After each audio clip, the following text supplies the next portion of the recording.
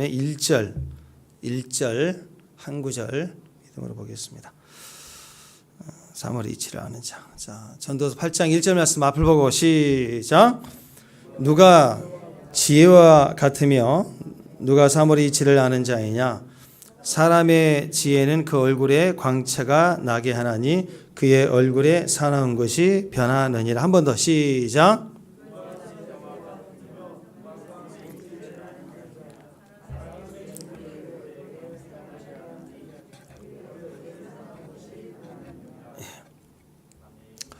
자, 인디언 마을의 제일 높은 사람은 주장이죠. 예, 주장.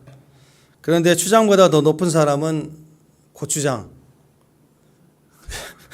고추장보다 더 높으면 초고추장. 초고추장보다 더 높으면 태양 초고추장. 자, 이런 말 들으면 또 허무하죠. 예. 자, 전도서는 이 해 아래 모든 일이 헛됨을 선포하고 있습니다. 총 12장인데 절반 딱 잘라서 앞부분 6장까지가 인생은 허무하다. 종류별로 허무하다고 다 나와 있어요. 하나하나를 다 기록하고 있습니다. 얼마나 허무한지를 우리에게 확인해 주고 있죠. 그러면서 7장부터 이제 절반 후반에 들어가면서 12장까지가 그러면 그 허무함을 어떻게 해결할 것인가? 정답은 하나님뿐이다. 하나님뿐이다. 그 얘기를 우리에게 하고 있습니다. 인생은 허무한가? 예, 허무합니다. 그래서 그 허무하다는 것을 깨달을 때 지혜자는 그 깨달음 속에서 계속된 허무함으로 살지 않고 그러면 그 허무함을 깨달을 때 돌이킨다는 거죠. 거기서부터 어떤 변화가 시작이 된다는 것입니다. 인생의 중심이 나인 줄 알았는데 그게 허무하다는 거죠. 내가 내 인생의 주인인 줄 알았는데 그게 허무하다는 거예요. 그래서 내가 주인 삼았던 모든 것들은 다 무너질수록 계속 허무해지는 거예요. 내가 허무하다는 뜻은 내가 무너졌다는 뜻이에요. 내 뜻대로 안 됐다는 것이죠. 그래서 그 허무함이 깨달을 때부터 진짜 우리는 변화가 시작이 되는 것입니다. 그래서 전도서는 이것을 바로 결론적으로 우리에게 말하고 시작하죠. 인생은 허무하다. 그 허무함을 대응하는 방법은 하나님뿐이다. 이 결론을 가지고 계속 우리에게 반복해서 얘기를 하고 있습니다. 전도서의 그 후반부인 7장부터가 어떻게 허무함을 우리가 극복할 것인가인데 오늘 8장 들어와서 8장 말씀에는 우리가 해 아래의 삶을 살아가는데 헛되고 헛되지 않는 인생이 되기 위해서는 딱 한 가지, 말씀 붙들고 살라. 오늘 말씀 붙들고 살라. 이게 핵심입니다. 말씀 붙들고 살라. 말씀 붙들고 살면 그 말씀이 우리 삶을 영으로 확인해 주기 때문에 그 말씀으로 우리 삶이 영으로 풀어지기 시작한다는 거예요. 그래서 해답을 알게 될 때 어떤 문제는 더 이상 문제가 되지 않죠. 해결은 시간 문제라는 것입니다. 그래서 해석이 정확하는 게 중요하죠. 해석이 정확하면 그 어떤 문제도 점점 풀리게 되어 있다라는 의미입니다. 이 땅에 살면서 뭐 불의가 있다, 부조리가 있다, 너무 억울하다, 또 악인들이 너무 형통하는 것 같다. 이런 거 바라보지 말라는 거죠. 따지지 말라는 거예요. 오직 예수님 바라보고 예수님을 의지하고 살라라는 뜻입니다. 그래서 말씀의 소망을 가지면 거기서 세상과 상관없이 야, 참 좋다. 토부 그랬죠. 보시기에 좋았더라. 야, 참 좋다. 이렇게 느껴진다는 거예요. 이 전도서가 말하는 헛되지 않게 사는 삶의 비결이 바로 이 말씀에서 소망을 얻는 거예요. 자, 1절에서 말하는 지혜. 1절 다시 한번 볼까요? 자, 1절 한 번 더 읽습니다. 시작.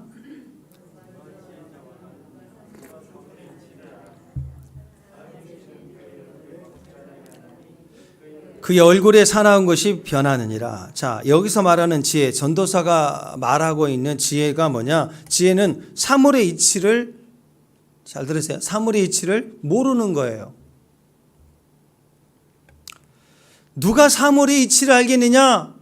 대답해봐라. 아무도 없어요. 사물의 이치를 어떻게 알아요? 지금 내 삶에 일어나는 일들을 해석할 수 있나요? 왜 이런 일이 일어나는가요? 왜 의인은 고난이 많고 왜 의인은 어려움을 당하고 죽어야 되고, 아기는 형통하고 계속 더 잘 되는 것 같고 오래 사는 것 같고. 이 이치를 다 해석할 수 있는 사람 있나요? 없어요. 그래서 마지막 절인 17절에 보면, 자, 8장 17절인데요. 내일 거. 자, 17절. 자, 앞을 보고 17절 한번 읽습니다. 시작.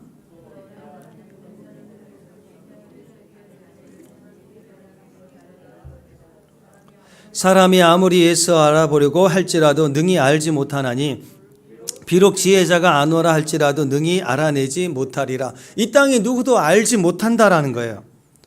누가 이 사물의 이치를 알 수 있느냐? 몰라요. 아무도 없어요. 알아낼 수 없도다. 알지 못하나니 능히 알아내지 못하리로다. 3번이나 반복해서 모른다 하고 답을 하고 있다는 것입니다. 이 세상의 이치, 이 사물의 이치를 누가 알 수 있느냐? 모른다. 아무도 모른다.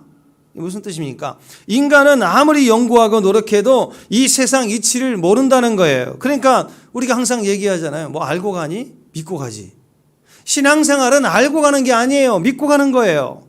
오직 하나님만을 경외하며 하나님을 믿고 의지하면서 사자굴 보이면 그냥 피하지 말고 들어가는 거예요. 누가 웅덩이에 던지면 그냥 들어가는 거예요. 팔리면 팔리고, 감옥 보내면 감옥 가고, 쫓아오면 쫓기고, 저주하면 아멘 하고 저주도 받고, 여호와께서 저로 인하여 나에게 저주하시는, 뭐가 듣게 하시는 음성이 있나 보다 하고 저주하면 저주 듣는 거예요. 그러면서 누가 환영해지면 또 환영받고, 있으면 있는 대로 없으면 없는 대로 하루하루를 그렇게 믿음으로 가는 거예요. 그런데 그렇게 가는 과정 속에 토부가 있더라는 거예요. 토부가. 야, 좋다. 하나님 참 좋다. 왜 의인에게 의인 앞에 사자굴이 있느냐? 몰라요. 그거 알라고 하지 마세요. 그냥 있으면 들어가요. 사자굴이네? 하고 들어가는 거예요. 도장이 찍혔네? 나 걸렸네? 나 잡혔네? 집어넣네? 그냥 가는 거예요. 순종해서. 7년 대환란, 적그리스도 출현, 그냥 가는 거예요. 가서 죽으면 천국 아니에요. 살면 기적이고. 그런 마음으로 걱정하지 말라는 거예요. 야, 한 달 뒤에 무슨 어떻게 그거 채우지? 그냥 가요. 2주 뒤에 50 어떻게 하지? 몸다리, 팔다리 따로 노는데 그냥 해요. 그냥 하나 두르고. 하면 선교 가고 다 가는, 비행기 어떻게 타지? 그냥 가. 사자굴도 가는데 비행기를 못 타요? 그냥 가는 거예요. 어떻게 가지가 아니라 가는 거예요. 지나가 보는 거예요. 왜 그런지, 왜 그래야 하는지, 그래야만 하는지 자꾸 알라고 따지지 말고 하루하루를 그냥 믿고 하는 거예요. 저녁에 눈 감고 잘 때 감사합니다. 아멘? 아멘? 그리고 자다가 눈 딱 떴는데 주님이 보이면 천국이다. 주님이 씩 웃고 계시면 천국이다 하고 할렐루야 하고, 깜깜한 방 안이다. 그러면 야, 하루가 또 시작되는구나. 새벽기도 나오고. 그러면서 참 좋다. 이렇게 하루하루 살아가는 게 토부예요. 토부. 이 땅에 어떤 새로운 일들을 경험하고 내가 어떤 새로운 것을 건설하고 새로운 어떤 역사를 이뤄내야 행복한 게 아니라고요. 그 순간 감사합니다. 눈 뜰 때 주님이 있어도 감사, 껌껌한 방이어도 새벽기도 감사. 그런 마음으로 하루하루 가는 거예요. 여러분, 세상은요, 아무리 좋게 해석해 보려고 해도 항상 우리 눈에는 부조리하고 불의하고 악합니다. 사장에서는 학대가 있다고 하잖아요. 학대. 그때 그 부조리한 것, 불의한 것 쳐다보면서 속상해하거나 혁명을 일으키겠다고 이리 뜨고 저리 뜨고 하지 말고 그냥 바라보는 방향을 하나님께로 돌리면 되는 거예요. 하나님 바라보고 하나님 약속 생각하고 하나님을 기대하면서 그 말씀을 성취를 바라보면서 토부, 참 좋다. 말씀 상대하면 얼마나 좋아요. 찬양 한 곡 하면 얼마나 기뻐요. 믿고 주님 바라보고 기쁘게 산다. 그걸 한마디로 토부, 보시기에 참 좋았더라. 하나님만 볼 수 있는 거, 그게 축복이라는 것입니다. 사람들은 큰 문제를 당하면 어떻게 해서든지 자기 힘으로 능력으로 해결해 보려고 여기 뛰고 저기 뛰고 난리를 칩니다. 그런데 우리에게 전도서는 그때 우리에게 질문을 하죠. 누가 지혜자와 같으며 누가 사물의 이치를 아느냐? 한마디로 너 답 아니? 지금 이 상황에서 너 답 아니? 몰라요. 답을 모르는데 어디를 쫓아다녀요? 찾아다녀봐야 답이 없어요. 그러니까 어떻게 살아가야 되느냐? 알고 가니 믿고 가지. 믿습니다. 주여 믿습니다 하고 부딪혀가는 거예요. 알고 또 알고 이기고 또 이기려고 하면서 살지 말고 그냥 믿고 가는 거예요. 다 맡기고 믿고 가는 거예요. 이게 전도서의 지혜입니다. 그러니까 지혜가 뭐냐? 사물의 이치를 아는 게 아니고 사물의 이치를 모른다. 그게 지혜예요. 지혜. 안다고 할수록 줄을 서거든요. 정보 찾아다니거든요. 사람 쫓아다니고 방법 쫓아다니고 여기저기 전화하고 인터넷 검색하고 난리 나요. 안다고 할 때. 근데 너 아니? 몰라요. 몰라요. 아무것도 모르겠는데요. 그러니까 어떻게 해야 돼요? 믿고 가는 거예요. 하나님 믿습니다. 말씀 들어라. 말씀으로 풀어져야 그게 지혜고 그 말씀을 가지고 하루하루 살아가는 것, 그게 토부라는 것입니다. 여러분, 말씀이 풀리면 모든 게 풀려요. 말씀이 풀리면 모든 것이 풀려요. 말씀이 막히면 다 막혀요. 인생 만사 모든 일, 고난도 말씀이 풀리면 다 풀립니다. 네. 내가 뭘 알아야 풀리는 게 아니에요. 내 안에 어떤 방법이 있어야 풀리는 게 아니에요. 말씀이 풀려야 풀리는 것입니다. 지혜는 그래서 분별력이죠. 바른 판단을 말합니다. 말씀으로 분별하고 살아갈 줄 알아야 그게 사람입니다. 여러분 세상을 보십시오. 이 세상 피조 세계는요, 항상 본능에 의해서 분별해요. 세상은 본능에 의해서 분별합니다. 하나님으로 분별하지 않아요. 우리는 하나님으로 말씀으로 분별하지만 세상은 본능의 분별을 가지고 있습니다. 자연을 보십시오. 여름 내내 잘 자란 나무들이 겨울을 맞이하려고 가을이 되면 어떻게 됩니까? 가을이 되면 뿌리에서부터 수분이 올라온 걸 차단해버려요. 수액에 나무 가지를 올려보내지 않으니까 말라가겠죠. 그래서 나뭇가지가 단풍이 다 드는 거예요. 나무 입장에서는 슬픈 일이죠. 끊어진 거예요, 공급이. 근데 우리 입장에서는 야, 단풍이 이쁘다. 단풍이 이쁘게 들었네 하고 사진도 찍고 좋아하지만 나무 입장에서는 겨울을 준비하기 위해서 뿌리 하나에만 집중하는 거예요. 그래서 나무가 살기 위해서는 나뭇가지 잎사귀는 말라져 떨어져야 되는 거예요. 그래야 겨울을 지날 수가 있어요. 여러분, 겨울이 추울 때 어떻습니까? 수도관이 터지죠. 왜 터져요? 물이 있으니까 터지는 거예요. 물이 얼어버리면 부피를 견디지 못하니까 수도관 그 단단한 것도 깨져버리는 거예요. 너무 추울 때는요, 생수 택배로 보냈다가 그게 밖에 있다가 터져가고 생수가 다 터져버리는 거예요. 보일러가 터지고 자동차가 얼어서 뭐 터졌다 그러지 않습니까? 추운 겨울날에는요, 물이 들어있으면 다 얼어서 터져버립니다. 그러니까 나무도 수분을 다 빼가지고 뿌리로 내려가는 거예요. 만약에 그 뿌리로 내려가지 않는 상태에서 그대로 나무가 이렇게 있는 상태에서 수분이 있는 상태에서 갑자기 추워지면요, 나무가 쫙쫙 찢어져 깨져버리는 거예요. 나무가 죽어요, 그러면.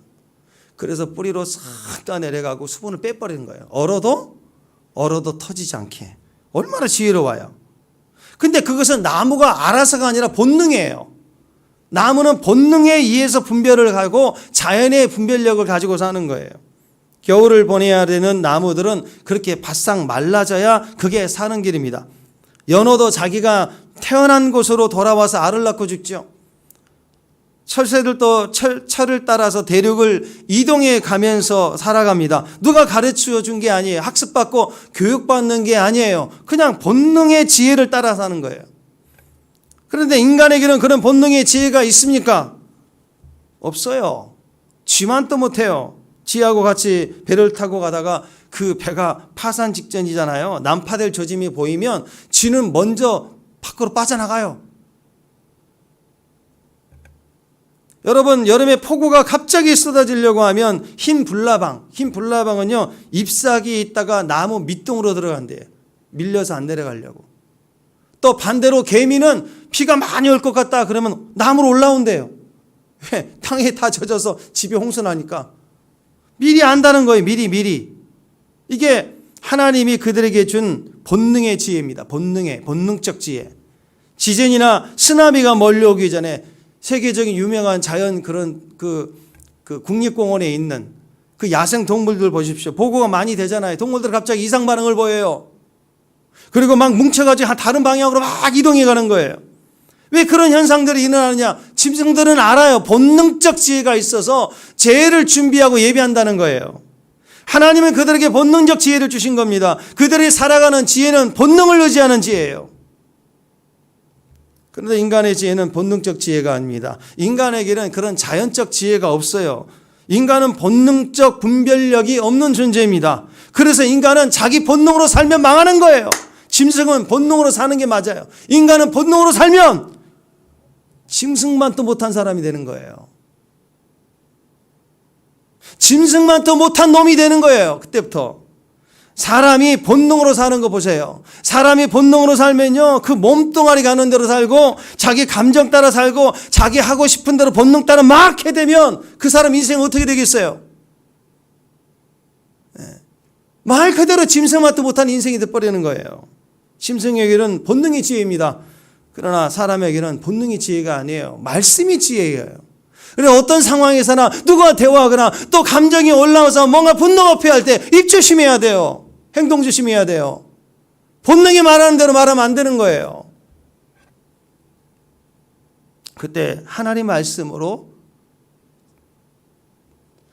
생각하고 하나님 말씀으로 말하고 하나님 말씀대로 살아가는 모습이 그게 사람의 지혜예요. 짐승에게 지혜는 본능이지만 사람의 지혜는 하나님 말씀을 그때 들어야 되는 거예요. 본능이 아니라 말씀으로 살아가야 됩니다. 말씀을 붙들면 그때부터 보시기에 좋았더라 하는 토부의 사람이 돼요. 토부의 역사들이 그 사람을 통해서 나타나기 시작하는 겁니다. 1절에 보면 사물의 이치를 아는 자 그랬잖아요. 사물의 이치를 아는 자. 사물이란 말은 다바르예요. 말씀입니다. 말씀. 광야에서 들린다고 그랬죠. 말씀이 다바르. 그 다음에 이 이치를 아는 자. 이치가 해석입니다. 해석. 그러니까 직역하면 말씀의 해석이에요. 그러니까 사물의 이치를 아는 자가 누구냐? 그 말은 말씀의 해석을 하는 자가 누구냐 이게요. 그 사람이 지혜자라는 거예요. 세상의 이치, 세상의 사물의 이치를 분별하고 뭐가 옳다, 어디에 줄 서야 된다, 어떻게 해야 내가 투자가 성공한다 이런 것을 아는 것이 아니라 말씀으로 자기 삶을 해석할 수 있는 사람이 지혜자라는 거예요. 말씀의 해석을 하는 사람, 어떤 상황에서도 말씀으로 해석을 하는 사람, 말씀으로 풀어가는 사람입니다. 여러분 언제 우리 인생이 풀릴까요? 언제 우리 인생이 풀릴까요? 몰라요. 근데 오늘 지혜자는 그 인생이 풀리는 비결을 가지고 있죠. 어떻게 해요? 말씀으로 풀릴 때예요. 내 인생이 갑자기 말씀이 풀어질 때예요. 내 인생이 갑자기 하나님 말씀이 들려져 오는 거예요. 그냥 교회만 다니는 게 아니라 말씀이 들려진다고요. 아멘. 네.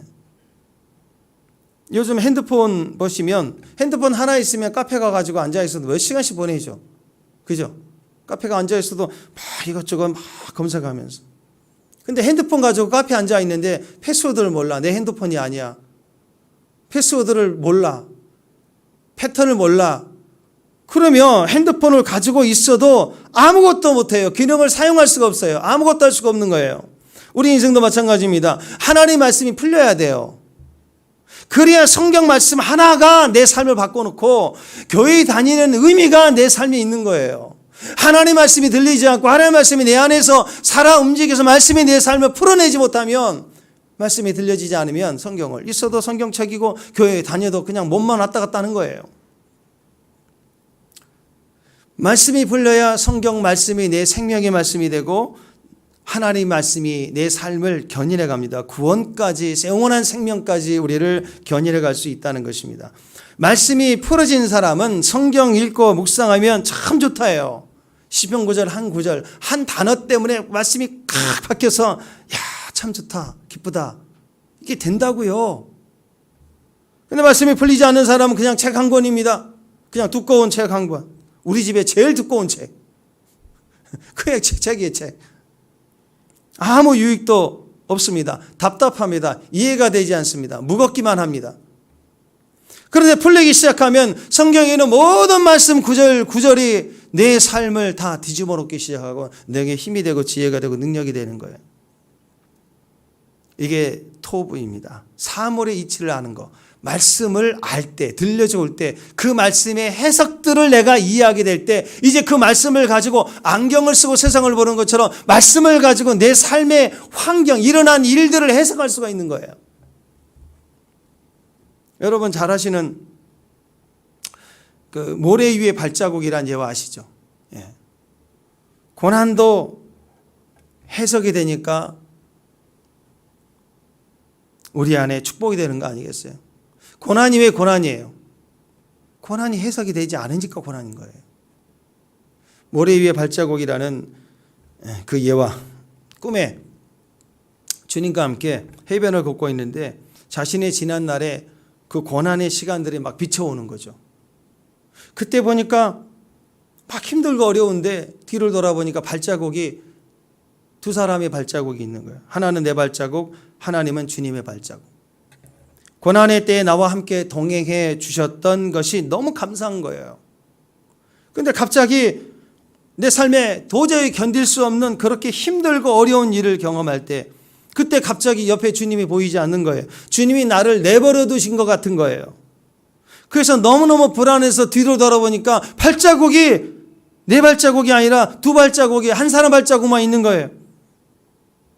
그때 막 너무 슬픈 거예요. 너무 억울한 거예요. 너무 고통스러운 거예요. 그런데 왜 주님은 나를 버리고 나 혼자 이 일을 감당하게 하실까라고 했을 때 갑자기 음성이 크게 들리잖아요. 네 발자국 아니고 내 발자국이야. 내가 넣고 가고 있잖아. 그러니까 여러분 해석이 되면 고난이 더 이상 고난이 아닌 거예요.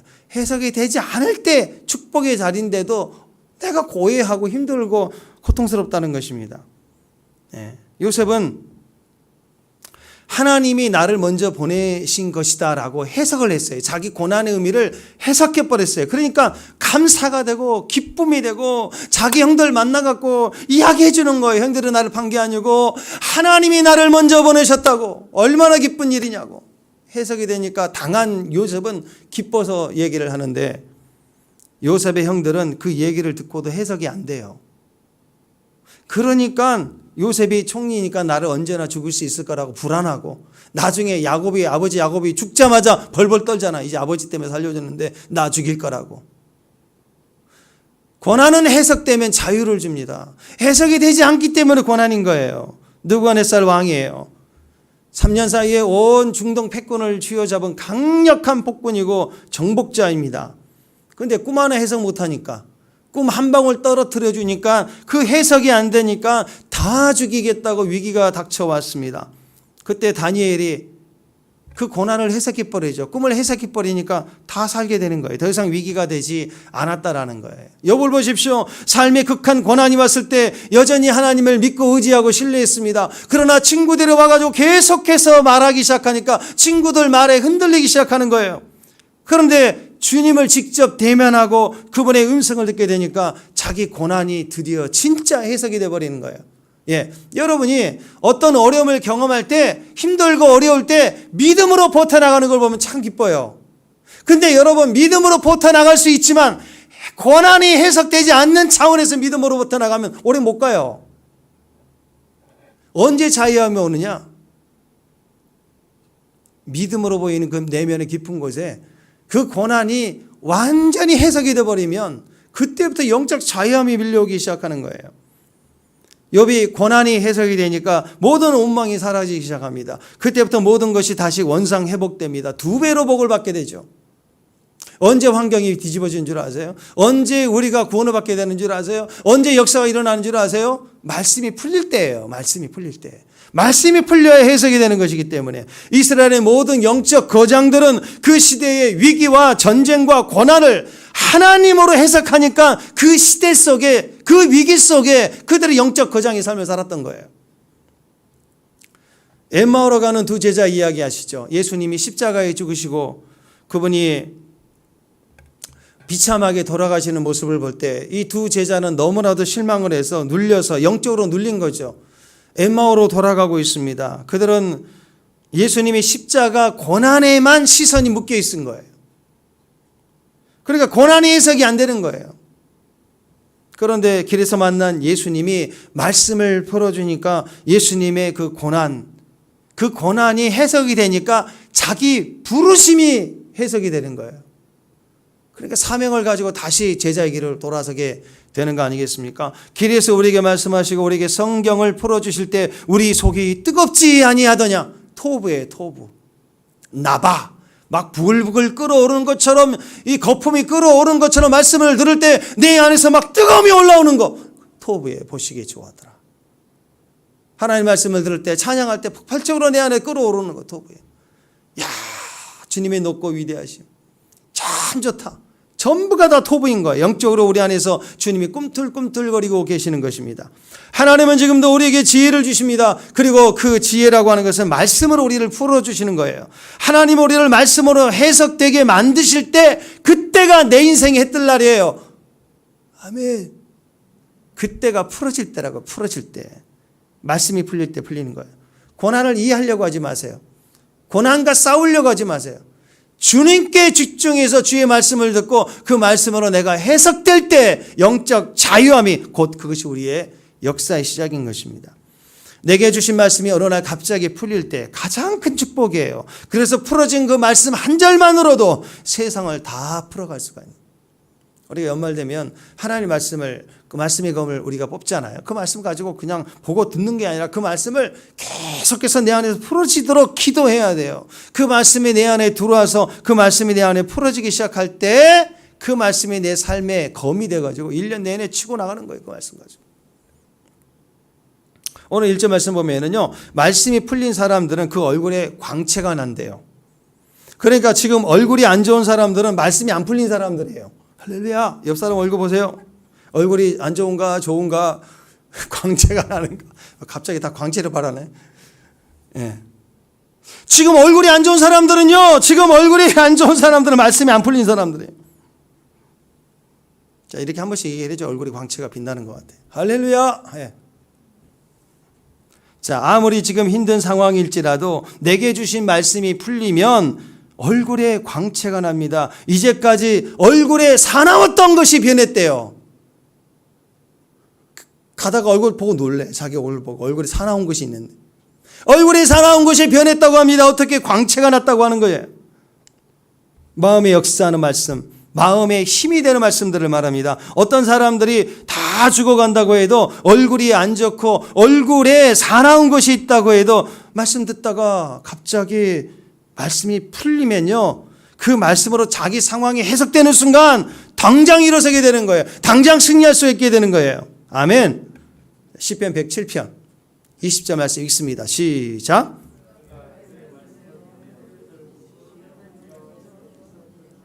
하나님의 말씀을 보내서 우리를 고치시고 우리를 건져내시는 거죠.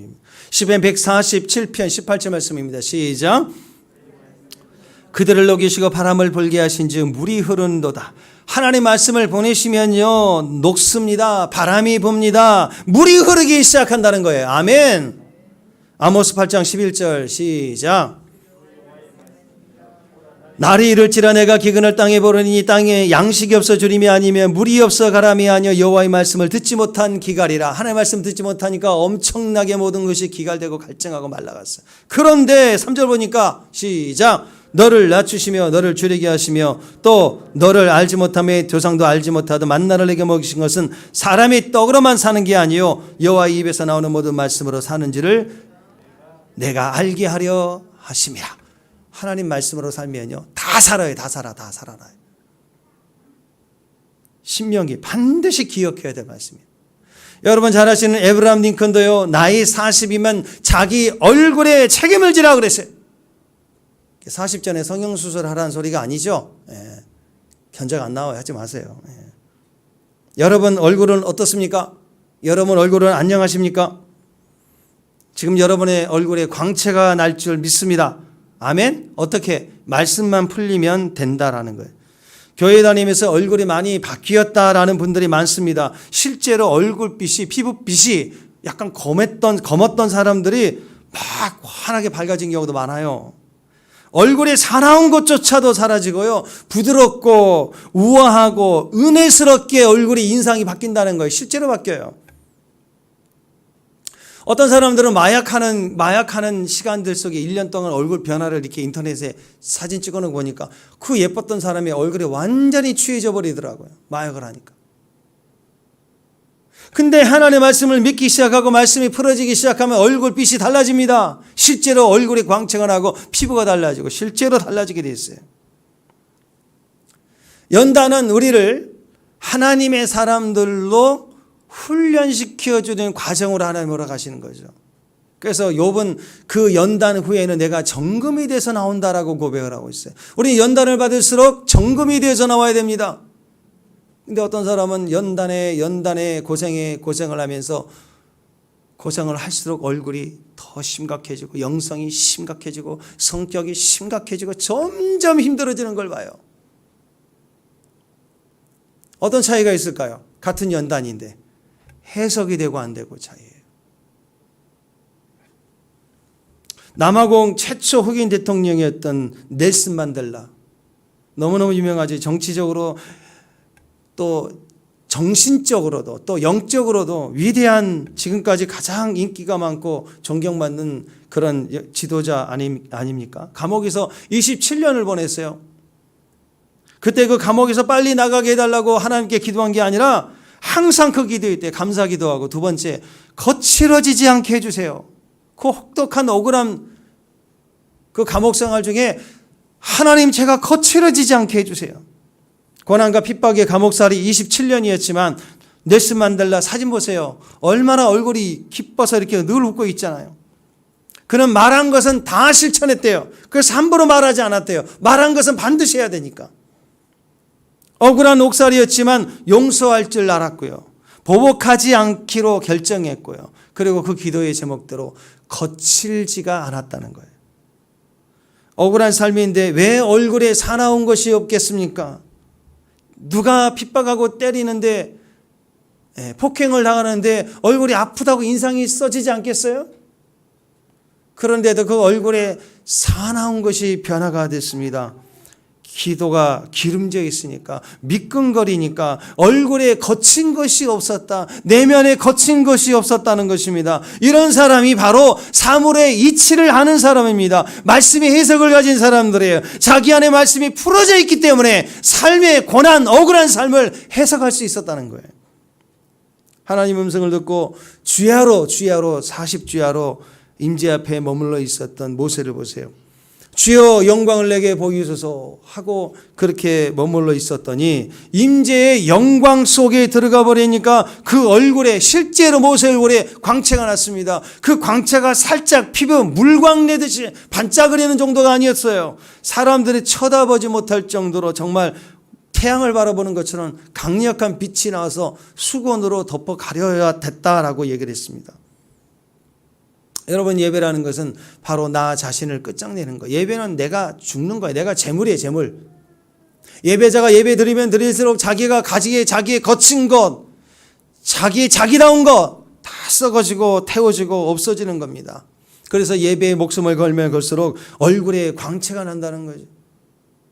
예배자 얼굴은 항상 하나님의 영광으로 풍성해지게 되어 있습니다.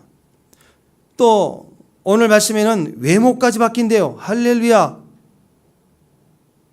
성령이 된대요. 성령. 외모뿐만 아니라 삶이 예수님 닮아간다는 거예요. 얼굴이 변한다더라고요. 이렇게 고백을 하고 있습니다. 여러분, C.S. 루이스의 책입니다. 순전한 기독교에 이런 얘기가 있어요. 순전한 기독교라는 책에 이런 내용이 나옵니다. 어떤 못생긴 남자가 있었습니다. 눈도 작고 머리카락도 없는 아주 못생긴 남자인데, 그가 고민 끝에 잘생긴 사람의 가면을 쓰고 다녀요. 그리고 가면을 쓴 지 10년째 되는 날, 나중에 보니까 가면을 쓰지 않았는데도 그 남자의 얼굴이 그 가면의 얼굴로 변해 있더라라는 거죠.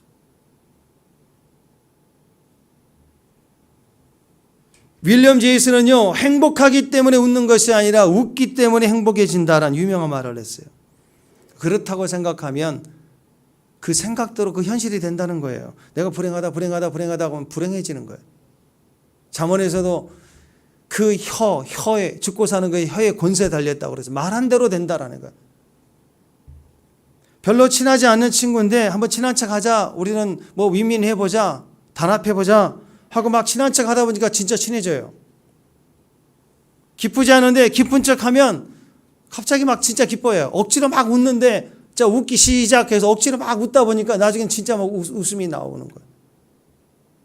우리 인생이 그럴 수 있습니다. 한 살이 되지 않는 갓 태어난 아이를 보세요.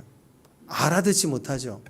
근데 엄마는요, 이 아이가 한 살밖에 안 돼, 한 살도 안 된 아이가 엄마의 말을 다 알아듣는 것처럼 말을 합니다. 어이구, 맘만 먹었죠? 배불러? 기분 좋구나? 알아듣는 것처럼 말을 해주는 거예요. 계속 그렇게 말해줬더니 아이가 말을 빨리 배우는 거예요. 개도 그래, 개도. 개도 가만히 보니까 요즘 개는 소파에 앉아서 TV도 키더만 리모컨으로 탁 눌러서. 공 던지면 공을 가져오기도 하고 대소변 다 가리고. 그죠? 개가 왜 이렇게 똑똑해진 거예요? 옛날에도 개가 있었는데. 예, 개를 사람 취급해서 그래요. 그래가지고 보니까 개를 좋아하는 집에 가서 보면은 그냥 개에게 옷도 입히고 철마다 옷을 입히고 막 신발도 신겨요. 가끔씩 등산 이렇게 둘레길 가려고 보면 개를 데리고 온 분들이 있는데 산책을 왔다가 개가 바르르 떨어서 언덕 못 올라간다 그러면 얘 개도 떨어요. 야, 그게 웃겨요, 정말. 개가 떨어요? 떨더라고요. 그러면 엄마라고 와가지고 또 안고 올라가 또. 신발까지 신기고. 어떤 집에서는 아이스크림 먹을 때 나 한 입, 개 한 입. 아이 참 나하고는 안 맞는데 너무 개를 사람 취급하는 거죠. 그래서 개가요 갑자기 자기 정체성이 혼동이 오는 거예요. 자기가 개인지 사람인지 몰라요. 그래서 소파도 그 자리 지 자리인 줄 알고 주인이 와도 어랑거리고 또 침대에 가서 자요. 또 내려 밑에서 자라고 또 화를 내요. 또 반대로 종종 사람인데 사람에게 막 개 취급을 해요. 갑질을 하기 시작하면 그 사람이 갑자기 어떻게 해요? 개처럼 지서대고 개처럼 공격하고 개처럼 물어뜯기 시작하는 거예요. 어떻게 대우해 주냐에 따라서 그대로 되는 거예요. 성경 말씀이 다 약속의 말씀입니다. 성경 말씀은 하나님의 약속입니다. 하나님의 말씀하신 것은 반드시 그렇게 된다. 이걸 확증해 주신 하나님의 약속인 거예요. 그러니까 하나님의 말씀을 가지고 현재 상황이 아니라 변화된 모습을 바라볼 줄 알아야 돼요. 하나님의 말씀을 가지고 그렇게 된 것처럼 여겨야 돼요. 그게 믿음이에요, 믿음. 내 눈에 세상 모습이 부조리, 불이, 억울함인데 내 눈으로 그걸 바라보지 말고 말씀을 가지고 약속의 말씀을 가지고 변화된 모습으로 여기는 거예요. 그게 믿음이에요. 알고 가니 믿고 가는 거지. 말씀이 벌어진 자의 모습입니다. 복음에는 능력이 있다고 하죠. 복음은 어떤 능력이 있나요? 믿어주는 능력, 기대해주는 능력, 여겨주는 능력, 인정해주는 능력. 우리가 수준돼서 구원받았습니까? 아직도 수준이 되지 못해요, 우리는. 근데 믿음으로 말미암아 의로 여기셔서 우리를 여겨주신 거예요. 의롭다 여겨주신 거예요. 우리 그 믿음 가지고 사는 거예요. 최후의 만참 레오나르도 다빈치의 그 그림을 보십시오. 그 그림을 그릴 때 그는 그 그림 속의 인물들을 모델을 찾아서 그렸다고 하죠. 6년이 걸려서 완성을 합니다. 제일 먼저 예수님 모습으로 보이는 한 청년을 만났어요. 그래서 그때부터 예수님부터 그림을 그리기 시작했습니다. 6년 동안 완성해 가는데 다른 제자들 다 모델 찾아서 그렸어요. 근데 마지막 가룟 유다의 모델을 찾지 못해서 그림이 완성되지 못했어요. 그러다가 드디어 가룟 유다의 모델을 찾았습니다. 로마의 지하 감옥 속에서 사형을 기다리고 있었던 수많은 죄수 중에서 가장 악랄하고 악한 살인을 저지른 사형수 한 사람을 소개받고 갔더니 가룟 유다의 모습이 보이는 거예요. 그래서 그 사람을 모델로 마지막 최후 만찬의 그림을 그려 넣습니다. 그래서 드디어 6년 만에 최후의 만찬 그림을 완성했는데 나중에 알고 보니까 그 마지막 그림 그렸던 가룟 유다의 모델 그 사람이 6년 전에 예수님 모델로 그림을 그렸던 그 청년이었던 거예요. 얼굴이 변한 거예요. 인생이 변한 거예요. 삶이 변한 거예요. 자기 안에 말씀이 풀어져 있는 사람은 변하게 되어 있습니다. 2절 3절 오늘 말씀 보면 하나님의 말씀에 대한 경외함이 있다는 것이죠. 무리하게 말하지 않고 말씀에 불의하지 않고 반드시 지키는 사람이라는 거예요. 또 4절에 보면 왕의 말씀 하나님의 말씀에는 권능이 있으니까 5절 말씀에는 명령을 지키라. 명령을 지키는 자는 불행이라는 것을 모른다. 우리에게 교훈하고 있습니다. 말씀을 무시하고 말씀을 가볍게 여기고 말씀 그러면 듣기 싫어. 종교적 해답이야.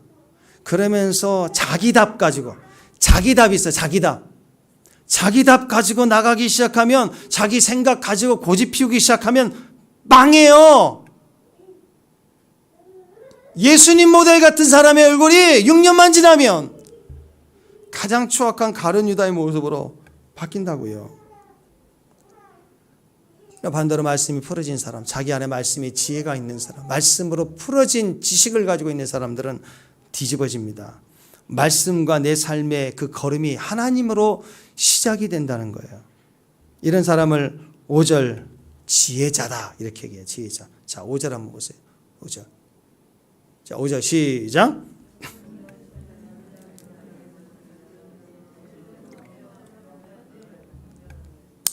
지혜자의 마음은 때와 판단을 분별하나니 6절 시작. 무슨 일에든지 때와 판단이 있으므로 사람에게 임하는 화가 심함이라. 때와 판단이 있어요. 때와 판단.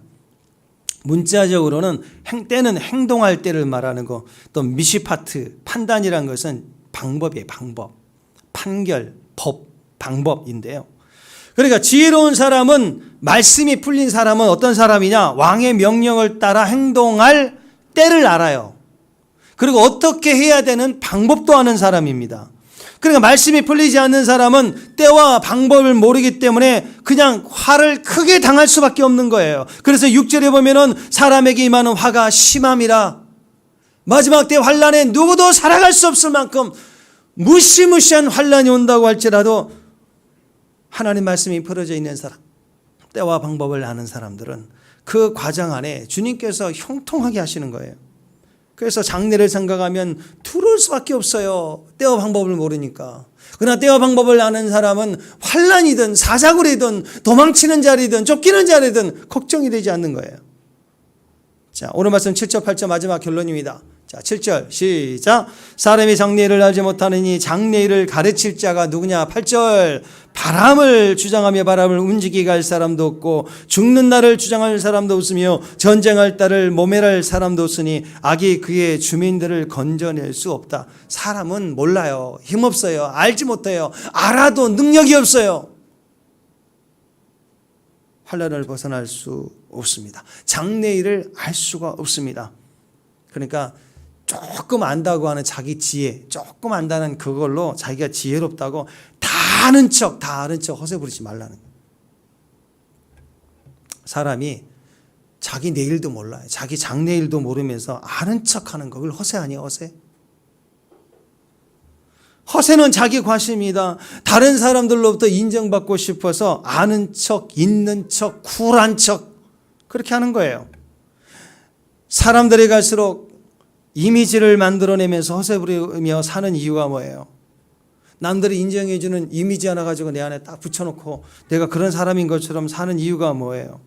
자기 운명이라고 하는 것이, 자기 형통이라고 하는 것이 사람에게서 나오는 줄 아는 거예요.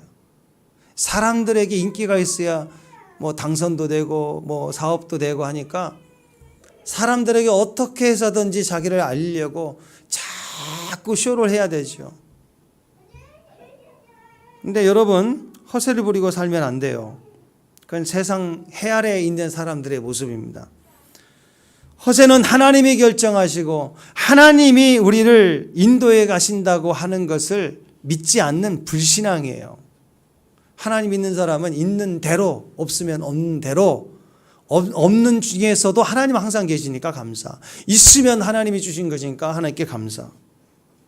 절대로 허세로 살면 안 돼요. 자기 지혜로 살면 안 됩니다. 자기 답을 가지고 살면 망합니다. 그리스도 안에서 우리가 복의 근원이죠. 우리 운명이라고 하는 것은 오직 하나님의 손에 달려 있습니다. 그래서 허세로 살지 말고 붕 뜬 유행 따라 살지 말고 남이 알아주는 그런 트렌드를 따라가는 게 아니라 그냥 나의 나된 것은 하나님의 은혜예요.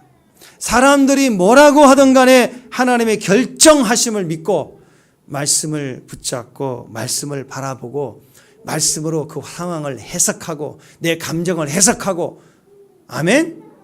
내 내면의 방향을 결정하고 그리고 그 말씀을 따라 사는 거.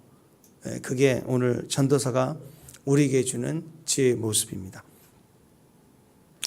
오직 어떤 상황에서도 말씀이 풀어지면 내 삶이 풀어진다. 그 믿음을 가지고 말씀으로 포로하려고 노력하는 저와 여러분 되시기를 주님의 이름으로 축원합니다. 기도하겠습니다. 하나님, 이제 본능으로 살지 않겠습니다. 본능의 지혜로 선택하지 않겠습니다. 말씀의 지혜로 살겠습니다. 오직 성령께서 지금 우리에게 기름을 부어주셔서 사물의 이치를 알게 하시고 말씀으로 풀어가는 삶이 되게 하옵소서. 우리의 고난도 해석되고 우리의 아픔도 위기들도 걱정들도 억울함들까지 오늘 완전히 풀릴지어다. 우리 얼굴에 사나운 것이 사라질지어다. 얼굴에 광채로 빛날지어다. 주의 영광을 보여 주옵소서. 영광에서 영광으로 이르게 하옵소서.